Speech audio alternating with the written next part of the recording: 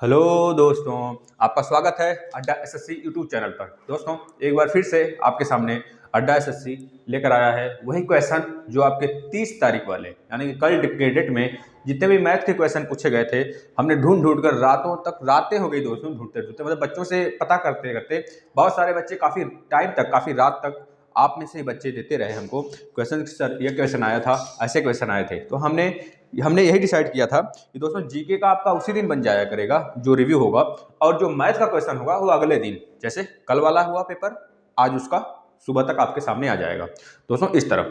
तो आप अच्छे से इसको शेयर करिए और उस क्वेश्चन को, जो क्वेश्चन यहाँ पे कराया जाता है, उस पर प्रैक्टिस करिए, ठीक है दोस्तों, क्योंकि ऐसे ही क्वेश्चन आ रहे हैं। जैसा कि अगर आप पिछला रिव्यू नहीं देखे हैं तो आप पिछला रिव्यू देख कर आए दोस्तों, क्योंकि वैसे क्वेश्चन आएंगे और वो भी रिव्यू आप देखिए, हो सकता है क्योंकि बहुत ही बच्चे बोल रहे हैं कि सर रिपीट हो रहा है क्वेश्चन रिपीट हो रहा है, और बच्चे 80 से 90 के एवरेज में अटेम्प्ट करके आ रहे हैं दोस्तों। इतना मान के चलिए आप लोग कि क्वेश्चन बहुत ईजी आ रहा है, जानदार तरीके से करिए और अपना इस बार जॉब फिक्स करिए। चलिए तो हम लोग स्टार्ट करते हैं पहले क्वेश्चन के साथ। देखिए, पहला क्वेश्चन ये पूछा गया था, मतलब उसमें जितने भी क्वेश्चन मिले आज हम जो लिए हैं उसमें पहला क्वेश्चन, समद्विबाहु त्रिभुज के क्षेत्रफल ज्ञात करिए जिसकी समान भुजाएं 5 सेंटीमीटर और आधार 8 सेंटीमीटर का हो। समद्विबाहु त्रिभुज, आपको पता होता है समद्विबाहु त्रिभुज क्या होता है, जिसके दो भुजाएं समान हो, दो भुजाएं समान हो, और यह बोल रहा है कि यह वाला भुजा समान हो गया, मान लेते हैं हम कि जिसके समान भुजाएं जो हैं वो 5 सेंटीमीटर है, मतलब 5 का और 5 का है, यह है, और जो उसका आधार है वो 8 सेंटीमीटर का है, तो आधार इसका 8 सेंटीमीटर का हो गया। आपको पता है यहाँ से अगर हम परपेंडिकुलर डालते हैं तो यहाँ पे दो भाग में यह बांट देता है, और यह 4 का हो जाएगा और यह 4 का हो जाएगा। यह 4 और यह 4 आपको कुछ दिख रहा है, यह देखिए 5 है। केवल एक ट्रायंगल की बात करें, इस वाले ट्रायंगल की बात करें, सिर्फ हम इस वाला जो ट्रायंगल देखिए यहाँ पे, इस वाले ट्रायंगल की बात करें तो 4 और 5, तो यह कितना होगा ट्रिपलेट में, 4 3 5 हमारा ट्रिपलेट होता है, तो यह 3 हो जाएगा। बस इसका एरिया निकालने के लिए बोला है तो निकाल लीजिए, 1/2, एक ट्रायंगल का निकालेंगे, इस वाले का गुणे 2 कर देंगे, आ जाएगा, इंटू 2 इंटू 4 इंटू 3, 2 2 से गया, 4 3 12 आपका राइट आंसर हो जाएगा। ठीक है, चलिए नेक्स्ट क्वेश्चन जो पूछा गया था, एक्स वाई जेड अगर एपी में है, मतलब अर्थमेटिक प्रोग्रेशन, मतलब कि आपका श्रेणी क्रम में एपी में है, यह क्वेश्चन दिया था। अगर एक्स वाई जेड एपी में है और एक्स की वैल्यू जो है दोस्तों वह 1045 है, 1045, और वाई की वैल्यू जो दिया था हमें, सॉरी वाई का नहीं, जेड का, वाई का पूछा है, जेड की वैल्यू जो दिया है वह 2 cot 45, तो आप y की वैल्यू बता दीजिए, y की वैल्यू क्या आएगी। सिंपल सा है, आपको पता है x का मतलब कितना हो गया, x का मतलब हो गया 1045 का मतलब 1 हो गया, और z 2 cot मतलब यहाँ पे z की वैल्यू हमें 2 मिल गया। तो आपको पता होता है कि जब 1 2 3 AP में होते हैं तो जो बीच वाला होता है उसमें 2 का गुणा करके और इन दोनों को ऐड कर देते हैं, 3 + 1 कर देते हैं। ऐसा क्यों होता है, जब आप समांतर माध्य पढ़े होंगे तो अगर एक्स वाई जेड है, एक्स वाई जेड, तो ये साइड वाला जो है उसको एक्स प्लस जेड करके बटे 2 = y, यही समांतर माध्य होता है हमारा, समांतर सॉरी श्रेणी क्रम का माध्य होता है दोस्तों, ये आपको पता होना चाहिए, समांतर माध्य जिसे बोलते हैं, समांतर माध्य हमारा यही निकल के आता है, इसी फार्मूले से ये वाला बना है। तो हमें दिख रहा है यहाँ पे कि 1 और 2 है, x की वैल्यू कितनी है 1, और y हमको निकालना है, z की वैल्यू 2 है, तो आप निकाल दीजिए इसे। आप 2 और +1 कितना हो गया, 3 हो गया, यहाँ पे y गुणे 2 कर दीजिए, तो y की वैल्यू कितनी आ जाएगी 3/2, आपका राइट आंसर हो जाएगा 3/2। नेक्स्ट क्वेश्चन जो पूछा गया था दोस्तों, 70 से कम कितनी अभाज्य संख्याएं हैं। तो आपको एक श्रेणी याद करना है, ध्यान से देखिए, एक सीरीज आपको बता रहे हैं, उसको आप याद कर लीजिए, उस सीरीज को याद कर लीजिए, और उस अगर ऐसा क्वेश्चन आ गया 1 से लेकर 100 तक के बीच में अगर अभाज्य संख्याएं निकालने के लिए आ गया, क्योंकि ज्यादा बड़े देगा नहीं, अगर आ गया निकालने के लिए तो आप चुटकी में निकाल सकते हैं। देखिएगा 70 से कम कितनी अभाज्य संख्याएं होती हैं, यह पूछा है, 70 से कम कितनी अभाज्य संख्याएं होती है। तो एक सीरीज आप याद कर लीजिए, क्या सीरीज है, 4 4 2 2 3 2 2 3 2 1 2 1, यह सीरीज याद कर लीजिए आप, 4 4 2 2 3 2 2 3 2 1, मतलब कि अगर इसकी बात करें तो ये 0 से लेकर 10 के बीच में अभाज्य संख्या की बात करता है। अगर इस 4 की बात करें तो ये 10 से लेकर 20 के बीच में अभाज्य संख्या की बात करता है, और इसकी बात करें तो 20 से 30 के बीच में, इसकी बात करें तो 30 से 40 के बीच में, और इसकी बात करें तो 40 से 50 के बीच में, इसकी बात करें तो 50 से 60 के बीच में, अगर इसकी बात करें तो 60 से 70 के बीच में, और इसकी बात करें तो 70 से 80 के बीच में, नेक्स्ट 80 से 90, और लास्ट में आपको पता है केवल एक ही अभाज्य संख्या होता है 90 से 100 के बीच में, 97, ठीक है ना, 97 90 से 100 के बीच में। ठीक है, बस अब देखिए ध्यान से दोस्तों कि इतना हो गया 10 20 के बीच में, 30 के बीच में, 40 के बीच में, 50 60 और 70। तो इतना हमें 60 तक पूछा हुआ है, तो इतना जोड़ दीजिए आप। 4 4 8 2 10 2 12 3 15 2 17 2 19, कितना हो गया 19 आ गया। एक बार देख लें, 4 4 2 2 3 2 2 3, ठीक तो है। जोड़िए कितना आ रहा है, देखिए 4 4 8 2 10 2 12 12 3 15 4 19 आ जाएगा। 19 ऐसी संख्याएं होंगी, अभाज्य संख्याएं, जो कि 70 के बीच में होंगी। अगर आपसे आने वाले शिफ्टों में पूछ सकता है कि आप बताइए 70 और 90 के बीच में, 70 और 90 के बीच में बताइए, फिर आप कैसे बताओगे। आपको ये सीरीज याद होना चाहिए, फटाक से ये सीरीज लिखिएगा। 70 से 90 कहाँ पे आ रहा है, यहाँ पे 70 है, यहाँ पे 70 है। अब देखिए यहाँ पे आपने, यहाँ पे 60 से 70 के बीच में था, हमें 70 से 90 के बीच में चाहिए, तो 70 से स्टार्ट होना चाहिए संख्या, तो यहाँ से आप ले लेंगे 70 से 90 के बीच में। अब देखिए 70 से 90, यह तो 90 से स्टार्ट हो रहा है ना, तो हमें इस पे भी नहीं जाना है, हमें केवल यहाँ तक जाना है। मतलब 3 2 5 संख्याएं होंगी, अभाज्य संख्याएं 70 से 90 के बीच में। ठीक है बेटा, इस तरह पता करना है। 70 से 80 के बीच में 3 संख्याएं, फिर 80 से 90 के बीच में 2 संख्याएं होंगी। ठीक, काउंट करने की जरूरत नहीं है, आप इस सीरीज को अगर याद कर सकते हैं तो याद कर लीजिए, नहीं तो हम, अगर आप के पास टाइम है तो प्लेलिस्ट में आ जाइए और इस पूरे सीरीज को देख लीजिए कैसे हमने समझाया हुआ है। चलिए नेक्स्ट क्वेश्चन। अब देखिए दिया था यहाँ पे x equal to 3 plus root 8, और निकालना था हमें x cube plus 1 upon x cube की वैल्यू। अब आपको पता होता है ना, देखिए 3 और 8 आपको यह चीज जानकारी होनी चाहिए या फिर होगी। इसका स्क्वायर करिए 3 3 का 9, और इसका स्क्वायर करिए तो 8। 9 माइनस 8 अगर डिफरेंस 1 आ जाता है, तब डायरेक्ट हम लिख सकते हैं इसको 1 अपान एक्स की वैल्यू 3 माइनस रूट 8। यह आपने पढ़ा होगा, यहाँ पे हम एक्सप्लेन नहीं कर रहे हैं दोस्तों, क्योंकि हमें क्वेश्चन बताना है आपको किस टाइप से क्वेश्चन आ रहे हैं। अब जो बच्चा चाहता है कि हम बेसिक्स यहाँ पे क्लियर करें तो इम्पॉसिबल है। ठीक है, यहाँ पे देख ले आप, x equal to 3 plus root 8 है। अगर हम यहाँ पे इसको स्क्वायर करें, इसको स्क्वायर करें, यहाँ पे 9 हो गया, यहाँ पे 8 आएगा, तो 9 माइनस 8 की वैल्यू अगर 1 आती है, दोनों का डिफरेंस अगर 1 आता है, तो हम डायरेक्ट इसका उल्टा करके 1 अपान एक्स की वैल्यू 3 माइनस रूट 8 लिख देते हैं। बस अब आपको यहाँ से x प्लस 1 अपान एक्स की वैल्यू पता होगी, कितना आ गया 6 आ गया। देखिए रूट 8 कैंसिल हो जाएगा, 3 3 6 आ गया। अब आपको पता है x cube plus 1 upon x cube के लिए फार्मूला होता है, क्या होता है, 6 का क्यूब हो जाएगा माइनस 3 इंटू 6, कितना हो जाएगा 36 216 माइनस 18, कितना आ जाएगा 198, आपका राइट आंसर हो जाएगा। बात क्लियर है। चलिए नेक्स्ट क्वेश्चन की तरफ।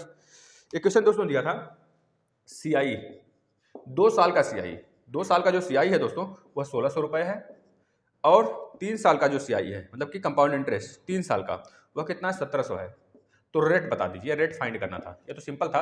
देखिए 2 साल और 3 साल में कितने साल का डिफरेंस है, 1 साल का, तो यहाँ पे इन दोनों का डिफरेंस ले लिए 100 आ गया। अब आपको पता है जब 100 डिफरेंस आ गया तो पिछले वाला जो CI है उस पर हम लोग रेट निकाल देते हैं, तो 100 बटे 1600 कर दीजिए, गुणे 100 कर दीजिए, इसको इससे काट देंगे तो कितना आ जाएगा 4 चौके 16 और यहाँ पे 25 आ जाएगा, 4 छक 24 और 4 दूनी 8 4 पचे 20, 6.25% आ गया दोस्तों। या फिर इसको इस तरह भी लिख सकते हैं 6 सही 1/4%, दोनों में से जैसा रहा हो आपके MCQ में, जिस टाइप का ऑप्शन दिया हो उस टाइप से आप कर देंगे इसे। चलिए और क्वेश्चन देख लेते हैं, काफ़ी क्वेश्चन हैं, आप लोग सारे क्वेश्चन देखें, लास्ट तक बने रहें, तभी कुछ फायदा होने वाला है। क्वेश्चन की प्रकृति जानना बहुत जरूरी है कि कैसे क्वेश्चन आ रहे हैं, ठीक है ना दोस्तों। चलिए नेक्स्ट क्वेश्चन पूछा गया है, 2 संकेंद्रित वृत्त हैं, 2 संकेंद्रित वृत्त हैं, समान केंद्र वाले 2 वृत्त हैं, एक ऐसे एक ऐसे, ठीक है, यहाँ पे है दोनों का रेडियस, एक का रेडियस R1 हो जाएगा, एक का R2 हो जाएगा, एक का R1 एक का R2 मान लेते हैं, इसका R1 इसका R2 मान लेते हैं। चलिए आगे क्या बोल रहा है, 2 संकेंद्रित वृत्त एक वलय का निर्माण करते हैं। वलय मतलब ये बीच वाला देख रहे हैं डिस्टेंस, इसी को वलय बोलते हैं। जैसे अंगूठी हो गई ना, जैसे यह हमारा रिंग, तो रिंग में जो मोटा पार्ट होता है वो वलय का निर्माण कर देता है, वलय बनाता है। अंगूठी की आंतरिक ओष्ठ, बाहरी परिधि, आंतरिक और बाहरी परिधि का हमको मान दिया हुआ है। जो आंतरिक परिधि है यह वाला, मतलब कि 2 पाई R1 की वैल्यू हमको 22 दिया है, और बड़े वाले का परिधि का दिया है 2 पाई R2 इक्वल टू 44 दिया हुआ है। हमसे पूछ रहा है यह वैल्यू बताइए, यह वाला जो इसका वलय की मोटाई है वह पूछ रहा है। तो सिंपल सी बात है, बड़े में से छोटा माइनस कर दीजिए, 2 पाई R2 माइनस 2 पाई R1 बराबर 44 माइनस 22 करेंगे तो 22 आपका आंसर आ जाएगा। अब आपको यहाँ पे क्या पता करना है, सिर्फ R2 माइनस R1 पता करना है, तभी तो यह निकल के आएगा। तो आप करिए 2 pi common, R2 minus R1 equal to 22। अब आपको जो आंसर में दिया हुआ है पाई की वैल्यू 22/7 दिया है, तो आप यहाँ पे 22/7 लिखेंगे और यहाँ पे R2 माइनस R1 की वैल्यू आ जाएगी आपकी। 22 इधर है ही और ऊपर 7 आ जाएगा, नीचे 2 हो जाएगा और यहाँ पे भी आपका 22 आ जाएगा। ठीक है, 22 से चला गया और 7/2 आपका राइट आंसर आ जाएगा। जो आपकी वलय की मोटाई है वो कितनी हो जाएगी? 7/2 हो जाएगा दोस्तों। एक क्वेश्चन दिया था आप नेक्स्ट में, x की वैल्यू दिया था 3 + 2√2 और आपसे पूछा था x² + 1/x²। देखिए ऐसे क्वेश्चन आ रहे हैं आपके एग्जाम में, आप इसे अच्छे से पढ़ के जाएं। अब आपको यहाँ पे दिख रहा है ना 3 + 2√2 है। अब हमने अभी आपसे बताया था इसका स्क्वायर करेंगे, इसका स्क्वायर करेंगे, जब डिफरेंस अगर 1 आता है तो हम 1/x की वैल्यू डायरेक्ट बीच में माइनस करके लिख देते हैं। तो बस 3 3 का 9, इसका स्क्वायर करेंगे तो 8 आ जाएगा। 9 - 8 की वैल्यू 1 आ रही है, तो हम 1/x की वैल्यू डायरेक्ट लिख सकते हैं 3 - 2√2। अब यहाँ से हम डायरेक्ट फाइंड कर सकते हैं x + 1/x की वैल्यू। x + 1/x की वैल्यू कितनी आ गई? तो आप बोलेंगे सर इसको और इसको ऐड करिए तो 3 3 6 आ गया फिर से। अब आपको निकालना है x² + 1/x² की वैल्यू। आपको पता है क्या होता है? 6 का स्क्वायर -2 कर देते हैं, क्योंकि यहाँ से प्लस उठेगा 2, उधर जाएगा तो माइनस हो जाएगा। 6 के 36 -2 करेंगे तो 34 आपका राइट आंसर हो जाएगा दोस्तों। चलिए नेक्स्ट क्वेश्चन की तरफ चलते हैं। ये क्वेश्चन देखिए 2 टाइप से क्वेश्चन था। कुछ बच्चे कुछ और बोल रहे थे, कुछ बच्चे कुछ बोल रहे थे, तो हमने दोनों टाइप्स के क्वेश्चन ले लिए हैं। अगर भाई द वे अगर कुछ भी चेंजेज होते हैं आगे पैटर्न में, थोड़ी सी चेंज करेगा क्वेश्चन के पैटर्न में, नहीं तो सारे क्वेश्चन के लेवल सेम रहेंगे, क्योंकि नाइंसाफी थोड़े करेगा रेलवे। चलिए, एक आदमी पहले राउंड में 1/3 पैसे गंवाता है। मान लीजिए एक आदमी जो है दोस्तों, उसके पास वह पहले राउंड में एक उसके पास जितना भी पैसा था उस पैसे का 1/3 वह गंवा देता है। ठीक है, दूसरे राउंड में वह अपने शेष पैसे का 3/5 गंवाता है। 3/5 पहले लिख लीजिए, कितना गंवा दिया? 3/5 गंवा दिया। और जो तीसरा राउंड होता है दोस्तों, उसमें 4/7 का खर्च और कर देता है, मतलब और जो शेष बचता है उसका भी 4/7 वह गंवा देता है। इस तरह 3 हमको मान दिए हुए, मतलब दिया है एक आदमी के पास कुछ पैसे हैं, उसका 1/3 वो गंवा देता है, मतलब कि खर्च कर देता है। फिर उसके बाद जो शेष उसके पास बचा उसमें से भी 3/5 वो फिर से खर्च कर दिया। फिर तीसरे राउंड में वो फिर जो शेष बचा, इन दोनों के बाद जो शेष बचा उसका 4/7 फिर वह खर्च कर दिया। तो बोल रहा है कि शेष जो उसका जो इनकम हुआ वो कितना हुआ यह पता करना है हमें, मतलब कि उसके पास जो लास्ट में पैसा बचा, उसकी जो बचत हुई वो कितना हुआ, और उसी का प्राइस दिया है। जो लास्ट में उसकी बचत हुई उसका प्राइस दे दिया है हमें कितना? 16 रुपए। इतना खर्च करने के बाद वो 16 रुपए बचाता है। समझ आ गया? पहले राउंड में 1/3 खर्च करता है, फिर शेष जो बचता है उसका 3/5 खर्च करता है, फिर जो शेष बचता है उसका 4/7 खर्च करता है। फिर उसके बाद जो उसके पास शेष बचता है ना, वो 16 रुपए बचता है। तो वही पूछ रहा है हमसे उसके पास कितने रुपए थे टोटल। तो देखिए इस तरीके के अगर क्वेश्चन आते हैं तो 3, 5 और 7 का हम एलसीएम ले लेते हैं। 7 × 5 = 35 दिया, 105 105 आ गया। अब 105 का अगर 3% आप निकालेंगे, मतलब 1/3 निकालेंगे 105 का, देखिए यहाँ पे 105 का जब आप 1/3 निकालेंगे तो कितना आएगा? 3 3 का 9, 3 3 का 9, 3 5 15, 35 रुपए आ गया। 35 को 105 में से माइनस कर दीजिए तो 70 बचेगा। अब बोला है शेष का 3/5, तो 70 का भी आप 3/5 निकाल दीजिए। 3/5 तो कितना आ जाएगा? 5, यहाँ से काट देंगे, 5 एक कम, 5 चौके 20, 14 तिया 42, 42 आ गया। अब फिर बोला है 4/7 नेक्स्ट बार में, मतलब नेक्स्ट टाइम में, तो अगली बार वो क्या कर रहा है? 4/7 खर्च कर रहा है शेष का। तो 42 का 4/7 निकाल दीजिए। 42 का 4/7 कितना आ जाएगा?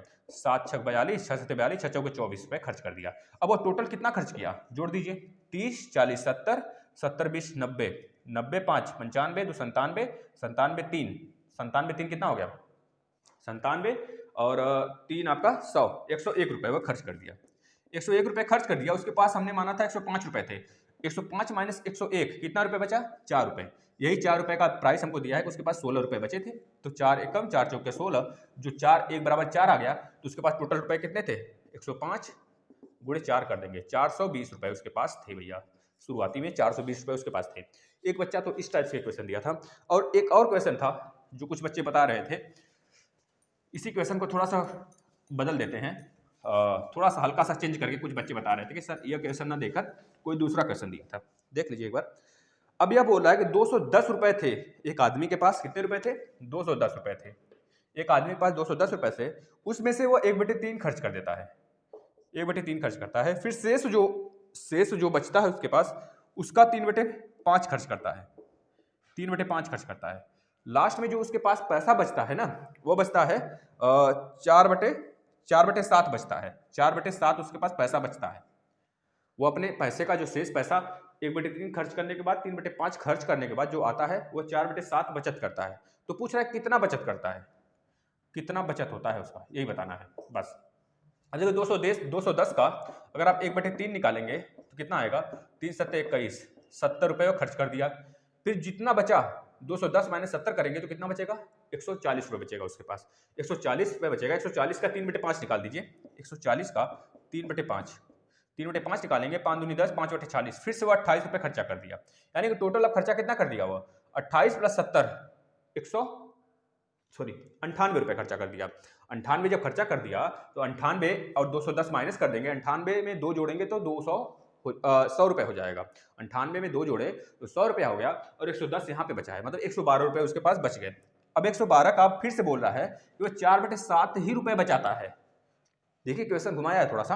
अब इसमें 4/7 रुपये बचाया है तो यहाँ पे कुछ ऐसा नंबर रहा होगा जो कटता होगा, काटिए, देखिए कट रहा है 7 एकम 7 और यहाँ पे बचा 4, 7 छक 42 कट गया, यानी कि 16 चौका 64, ये 64 रुपये क्या करेगा दोस्तों, बचाएगा। सही आ रहा है ना, देख लीजिए 28 और 70, एक मिनट, इसके पास 140 रुपये बचे थे ना, 140 रुपये बचे थे, 140 रुपये बचे थे जो वो 28 रुपये खर्च किया था। इसमें से 28 माइनस करेंगे हम लोग, कितना बचेगा, 112 सही था, 112 का 4/7 निकाल दिए, यानी कि 64 रुपये उसके पास वो सेव कर रहा है। 4/7 मतलब सेव कर रहा है, मतलब कि 64 रुपये वह सेव कर रहा है दोस्तों। इस तरह के क्वेश्चन थे एक, तो ये भी इजी क्वेश्चन था।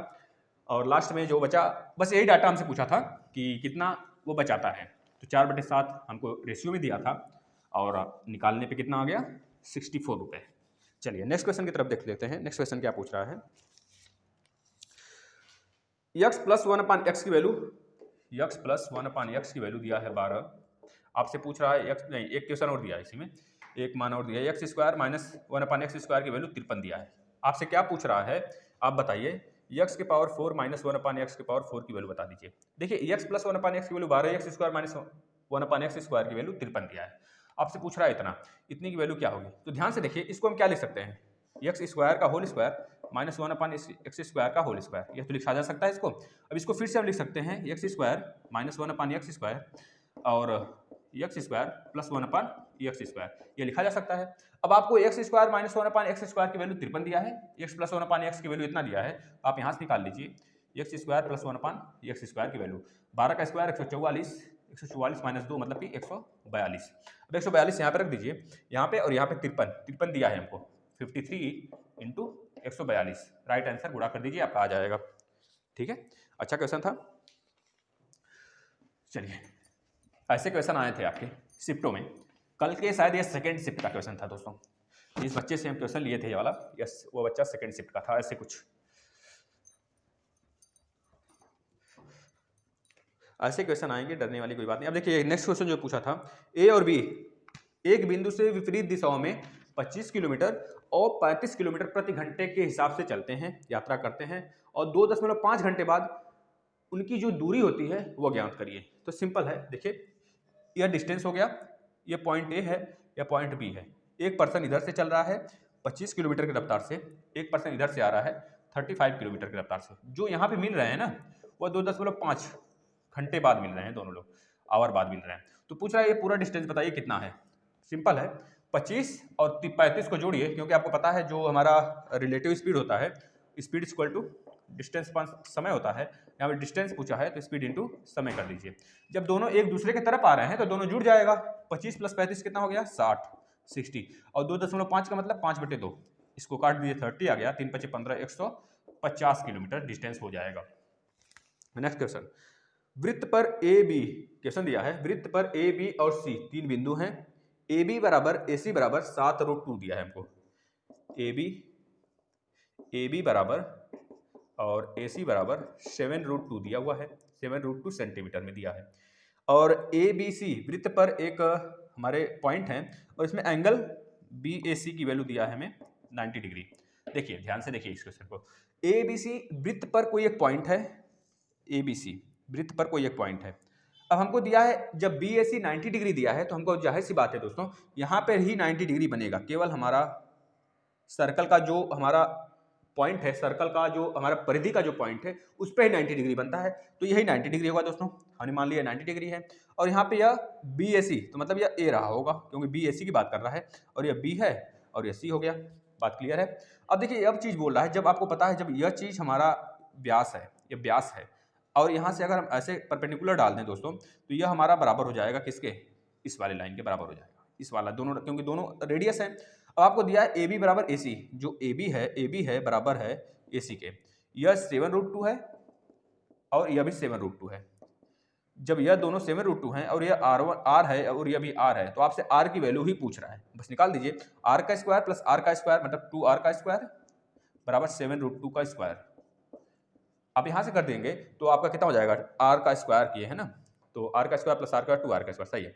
यहाँ पे हो जाएगा 2r का स्क्वायर इक्वल टू 7 7 49 गुणे 2 कर देंगे, 2 2 से कैंसिल हो जाएगा, आर की वैल्यू कितनी आ जाएगी 7।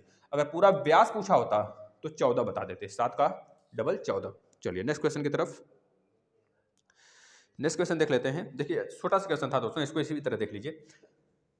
cos 1 degree plus cos 2 degree plus cos 3 degree dot dot dot कहाँ तक, cos 179 डिग्री तक, इतना है।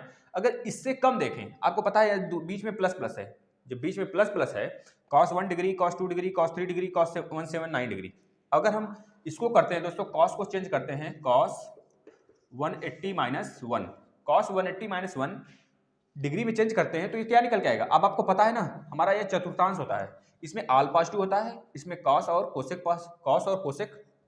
साइन और कोसेक पॉजिटिव होते हैं, इसमें इसमें टेन और कॉट पॉजिटिव होता है, इसमें सेक और कॉस पॉजिटिव होता है, और बाकी सब निगेटिव होते हैं। जब 180 माइनस 1 की बात कर रहा है मतलब इसमें आ रहा है, जब इसमें आ रहा है दोस्तों तो हमें पता है कॉस इसमें निगेटिव होता है क्योंकि इसमें साइन और कोसेक ही पॉजिटिव होते हैं।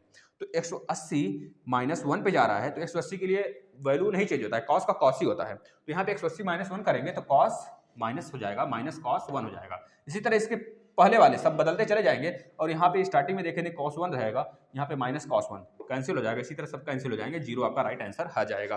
बात क्लियर हो रहा है कि नहीं। चलिए नेक्स्ट क्वेश्चन की तरफ बढ़ते हैं, पहले इसको इरेज कर लेते हैं। ऐसे ही क्वेश्चन आ रहे हैं दोस्तों, एक बार आप शेयर कर दीजिए थोड़ा और बच्चों को फायदा हो जाए, जो बच्चे अभी नहीं देख पा रहे हैं, क्योंकि क्वेश्चन ज़्यादा हार्ड नहीं आ रहे हैं। जब हार्ड नहीं आ रहे हैं तो इसमें कोई सोचने की बात ही नहीं, आप इसी पे प्रैक्टिस करिए बस।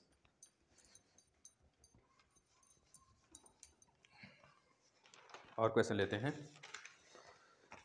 अब देखिए किसी धन पर पहले 2 वर्ष में किसी धन पर पहले 2 वर्ष में 8% के रेट से, फिर अगले 4 वर्ष में 10% के रेट से, और फिर जो आफ्टर 6 ईयर बाद, मतलब कि 4 और 2 6 हो गया, 6 साल बाद जो वर्ष होते हैं, जितने वर्ष काउंट होते हैं उसमें 10% के रेट से। अब टोटल 9 वर्ष का हमको निकालना है, तो 2 का और 4 का निकल गया, बचा कितना वर्ष 3, तो 3 का गुणा कर दीजिए तो कितने आ गया। अब इस सब का यह ब्याज है हमारा, बोला है फिर से क्वेश्चन सुन लीजिए। किसी धन पर पहले 2 वर्ष के लिए 8% के रेट से, फिर अगला 4 वर्ष के लिए 10% के रेट से, फिर अगले मतलब आफ्टर 6 साल बाद, मतलब कि 6 साल बाद जो ईयर अगर हम बढ़ाते हैं 6 साल बाद, तो उस पर जो 6 साल से ज़्यादा साल होता है उस पर 12% के रेट से हम क्या लेते हैं, उनसे ब्याज लेते हैं।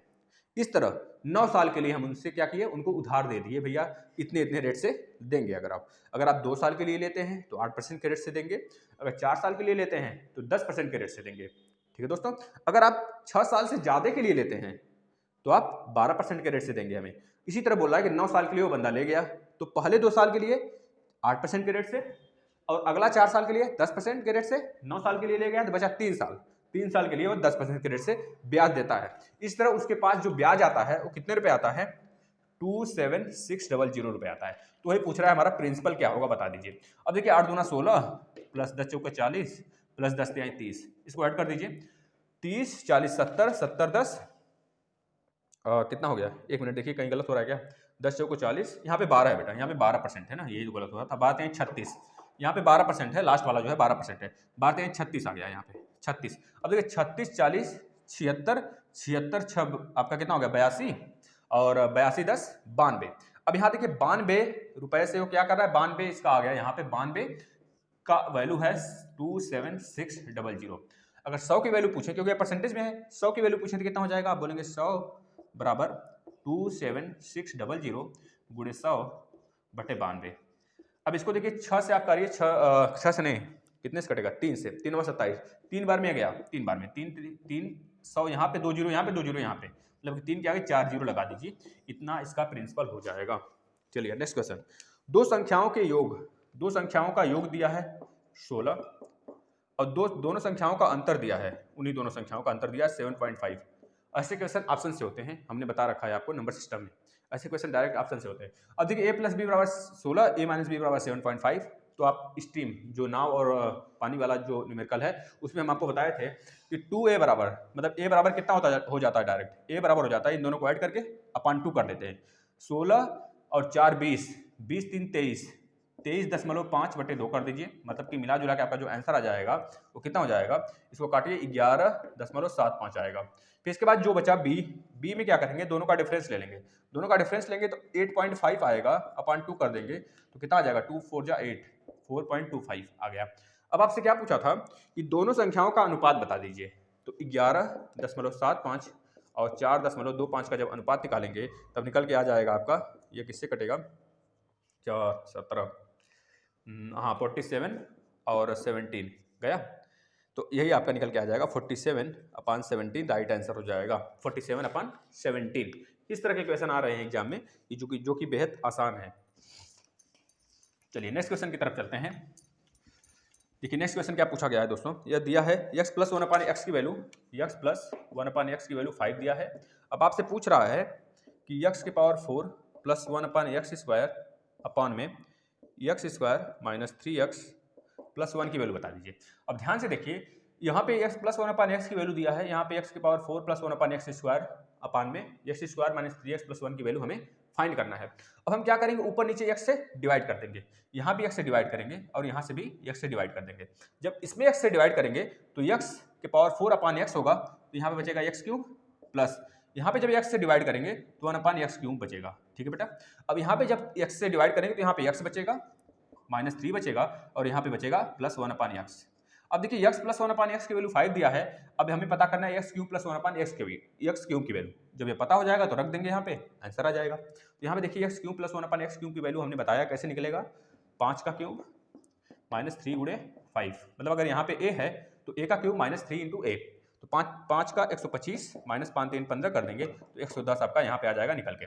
अब 110 यहाँ पे रख दीजिए ऊपर, और नीचे कितना आ जाएगा, x + 1/x की वैल्यू 5 - 3 करेंगे तो 2, यानी कि मिला जुला के 55 आपका राइट आंसर हो जाएगा, काट देंगे तो। चलिए नेक्स्ट क्वेश्चन की तरफ चलते हैं। अगला क्वेश्चन जो पूछा गया है, देखिए जो आपका ट्रिग्नोमेट्री है दोस्तों, ट्रिग्नोमेट्री से बहुत ही आसान क्वेश्चन आ रहे हैं, आप चाहें तो वैल्यू पुटिंग मेथड से भी निकाल सकते हैं उसको, बेहद आसान क्वेश्चन है, तो आप अच्छे से इसको प्रैक्टिस करके जाएं, ऐसे ही क्वेश्चन आ रहे हैं। चलिए नेक्स्ट क्वेश्चन देख लेते हैं। सेक ए बराबर दिया है 13/5 और आपसे पूछ रहा है 10 × 10a + 24 × कोसेक ए अपॉन में 39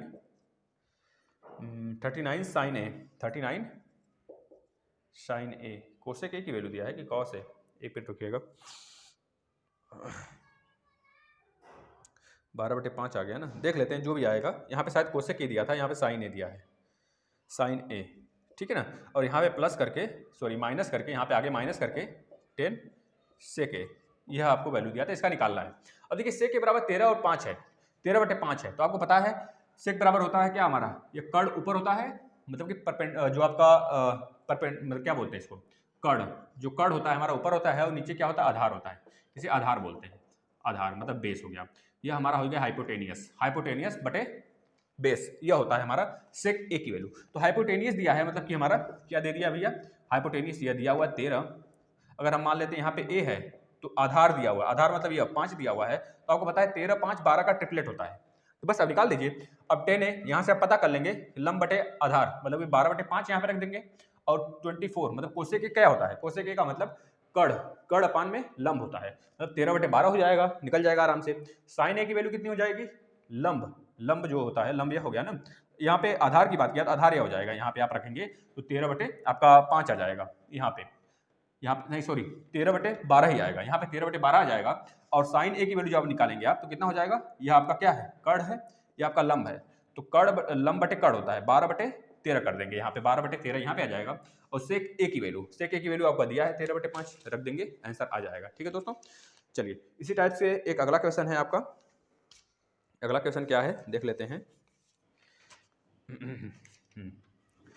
एक कंपनी में मेल और फीमेल का अनुपात दिया है, मेल और फीमेल का अनुपात दिया है दोस्तों 4:7। अब बोल रहा है कि 50 मेल और 100 फीमेल किसी और कंपनी में चली जाती हैं। कितने, 50 मेल और 100 फीमेल किसी और कंपनी में जब चली जाती हैं तो जो बचा हुआ अनुपात होता है उनका, मेल और फीमेल का बचा हुआ अनुपात जो आता है वो कितना होता है, 7/12। तो जो पहले थे दोनों लोग वो बता दीजिए, आपसे यह पूछा था या फिर यह पूछा रहा होगा 7/12। कुछ बच्चे बोल रहे थे सर यह पूछा था कि कितने बचे, कितना मेल बचा, मेल कितने बचे लास्ट में। तो बस सिंपल, अगर कितने मेल बचे तो पहला वाला निकाल कर उसमें से 50 माइनस कर दीजिए, आ जाएगा। अब देखिए इसमें 4x - 50 करना था आपको और नीचे 7x - 100 करना था, बराबर में 7/12 कर दीजिए, निकाल दीजिए। 12 चौक कितना हो गया, 12 चौक 48x और यहाँ पे 7 7 49, डायरेक्ट लिख दीजिए 1x आ गया। जब इसको सॉल्व करेंगे तो 1x आ गया और 12 × 5 = 60 यानी 600 700 यानी कि 100 आ गया। x की वैल्यू जब 100 आ गया दोस्तों तो यहाँ पे रख दीजिए आपका जो कितने हैं, 400 मेल हो गए और 700 फीमेल हो गई, 700 फीमेल और 400 मेल। बोला कि कितना मेल बचे लास्ट में जब 50 छोड़ के चले गए, तो 400 - 50 कर देंगे, आपका 350 उत्तर हो जाएगा। चलिए नेक्स्ट क्वेश्चन जो पूछा था, चलिए यहीं पे कर देते हैं। x की पावर 4 + 1/x की पावर 4 की वैल्यू दिया है 194। आपको बताना था x³ + 1/x³ की वैल्यू। सिंपल है बहुत। अब देखिए यहाँ पे हमको डायरेक्ट दिख रहा है, जब हमारा x + 1/x की वैल्यू जब 4 होता है तब x² + 1/x² की वैल्यू हो जाता है 4 चौके 16 - 2 14, और x की पावर 4 + 1/x की पावर 4 की वैल्यू हो जाता है 14 का स्क्वायर करेंगे 196 - 2 194 आ जाता है। 194 दिख रहा है यहाँ पे, तो हमको पता है x + 1/x की वैल्यू कितनी रही होगी, 4 रही होगी। तो अब x³ + 1/x³ की वैल्यू निकाल दीजिए, 4 चौके 16 चौका 216 माइनस 4 3 12 माइनस कर दीजिए, आ जाएगा आपका कितना, 12 माइनस होगा, हाँ 4 3 12 माइनस हो जाएगा, कर दीजिए माइनस। एक मिनट देख लेते हैं, 216 ना 4 है ना बेटा, ये तो कहाँ से आ गया, 4 चौके 16 चौका 64 होगा, 64 - 12 होगा ना, हम तो 6 ले लिए थे यहाँ पे ना, 4 चौके 16 चौका 64, 64 - 12 कर देंगे तो 10 60 में से 10 जाएगा तो 50 50 और 4 यानी कि 52 आपका राइट आंसर हो जाएगा, 52 उत्तर हो जाएगा इसका। चलिए एक क्वेश्चन और दिया था, इजी क्वेश्चन इसको कहेंगे, ठीक है ना, करते हैं यहाँ पे सॉल्व। बस कुछ और एक आध दो क्वेश्चन और हैं, आप लोग देख लीजिए उसको, उसके बाद शाम तक आपका रिव्यू आ जाएगा आज का। आप लोग देखिए, शेयर करिए थोड़ा सा, और प्लेलिस्ट में काफ़ी ज़्यादा करंट के टॉपिक हैं, आप चाहते हैं देखना तो देखकर ही जाएं। देखिए x रेशियो y की वैल्यू जो दिया है दोस्तों 4/9 दिया है, और हमसे पूछ लिया है 9x + 4y अपॉन में 18x + 3y की वैल्यू पूछ लिया। बस डायरेक्ट ये वैल्यू उठा के इसमें रख दीजिए, 4 9 36 + 9 चौका 36 बटे 18 चौक 72 प्लस 3 9 27, ऐड कर दीजिए इसको, 36 दूना 72, 7 2 9 7 2 9, इसको काट देंगे 8 9 72, सॉरी 9 8 72, 9 से काट दीजिए, 9 8 72 और 9 से 11, मतलब कि 8/11 आपका राइट आंसर हो जाएगा। चलिए नेक्स्ट क्वेश्चन दिया था, ए कोई आदमी ए है जो किसी काम को 20 दिन में करता है, कोई आदमी बी है जो किसी काम को उसी काम को सेम काम को 30 दिन में करता है, और एक आदमी सी है जो उसी काम को सेम काम को जो है 60 दिन में करता है। तो सबका एलसीएम 60 आ गया है ना, इस तरह। अब बोला है कि बी और सी हर तीसरे दिन ए के साथ काम करेंगे, तो बताइए वो काम कितने दिन में खत्म होगा। बी और सी जो हैं, बी और सी हर तीसरे दिन, हर 3 दिन बाद, मतलब 2 दिन अकेले ए करेगा, तीसरे दिन ये दोनों आ जाएंगे। अब इस तरह कोई काम 3 दिन में परफॉर्म होगा, 3 दिन के लिए हम ऐड करते हैं, तो 20 तिहाई 60, 30 दूनी 60, 60 एकम 60। अब जो है ए 2 दिन करेगा, फिर उसके बाद दूसरे और तीसरे दिन यह दोनों आ जाएंगे, तो मतलब कि 3 दिन का काम हमें पहले निकालना पड़ेगा। 3 दिन का काम देखेंगे तो 3 + 3 2 दिन का एक कर लिया, और जो तीसरे दिन करने की बारी आई तो 3 तो इसका, 2 इसका, 1 इसका, तो 3 3 6 काम हो गया। बात समझ आ गया, मतलब पहले दिन और दूसरे दिन अकेले ए करेगा, दूसरे दिन के बाद जो तीसरा दिन होगा तीनों मिलकर करेंगे, यह बोल रहा है हमको क्वेश्चन में। तो 3 3 6 6 6 12, 1 मिनट गलत हो गया क्या, सही तो है, 12 काम, मतलब कि 3 दिन में 12 काम हो रहा है, 3 दिन में 12 काम हो रहा है। 3 दिन में जब 12 काम हो रहा है, हमको 60 काम करना है। अब बताइए 12 को किससे गुणा करेंगे, 60 के पास चला जाए, 12 पचे 60, 5 3 15, मतलब कि 12 पचे 60, 5 3 15, ये दिन आ गया, ये काम आ गया, काम हमारा कंप्लीट हो गया कितने दिन में, 5 3 15 दिन में काम कंप्लीट हो जाएगा। ठीक है दोस्तों, चलिए नेक्स्ट क्वेश्चन जो पूछा था, इसके बाद एक लास्ट क्वेश्चन है। अब देखिए यहाँ पे क्वेश्चन देख लीजिए, यक्स की वैल्यू जो दिया है √5 + 2, आपसे पूछ लिया क्या है, आपसे पूछा है 6x² - 24x + 12 की वैल्यू बता दीजिए। अब आपको पता है x प्लस x की वैल्यू दिया है √5 + 2, अभी हमने आपको बताया कि इसको स्क्वायर करके देखते हैं। 5 और 2 का जब डिफरेंस आ जाएगा, अलग अलग स्क्वायर करेंगे और जब डिफरेंस 1 आ जाएगा तो 1/x की वैल्यू हम रख देंगे क्या, 5 - 2। इस तरह आप कर सकते हैं। एक तरीका और है कि आप इस 2 को इधर ट्रांसफर कर लीजिए, जब 2 को इधर ट्रांसफर करेंगे तो x - 2 आ जाएगा, इधर √5 आ जाएगा, और आप क्या करेंगे, x - 2 और 5 मतलब √5 है, इसका स्क्वायर कर लेंगे, तो x - 2 का स्क्वायर बराबर √5 का स्क्वायर करेंगे तो 5 आ गया, इसको ब्रेक करेंगे तो x स्क्वायर -2x होगा ना, 2 दूनी 4x -4x + 4 आएगा, ये आ गया बराबर 5 आ गया। अब जब इसको देखेंगे, इसमें 12 कॉमन कर, 6 कॉमन कर लीजिए, 6 जब कॉमन कर लेंगे तो x स्क्वायर -6 चौके 24, 4x और यहाँ पे 6 दूनी 12 + 2 आ गया। अब इसमें एक बार +2 करिए, -2 करिए, क्यों, क्योंकि हमको x स्क्वायर -4x + 4 मिल गया। अगर यही चीज इसमें मैच कर जाएगा तो 5 की वैल्यू रख के डायरेक्ट हम मान निकाल लेंगे। अब देखिए 6 है यहाँ पे, तो आप यहाँ पे क्या करेंगे, x स्क्वायर -4x + 2 एक बार ऐड करेंगे, माइनस एक बार 2 कर देंगे, बस काम हो गया। अब देखिए यहाँ पे हो जाएगा x स्क्वायर -4x + 4 - 2। अब इतनी की वैल्यू हमने निकाल रखा है यहाँ पे कि हमारा 5 है, तो रख दीजिए 6, नीचे अंदर आ गया 5 - 2, कितना आ गया 6 गुणे 5 - 2 3, 6 18, आपका राइट आंसर हो जाएगा।